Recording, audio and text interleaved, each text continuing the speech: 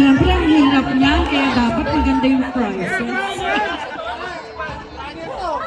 Sige, lamin na kayo dyan. Pero akit ka muna lang dito, akit.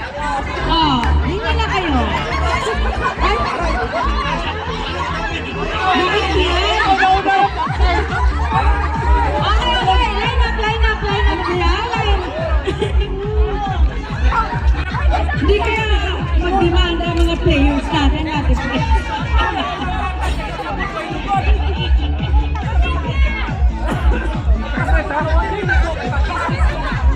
Dapat nagpatalo na kayo.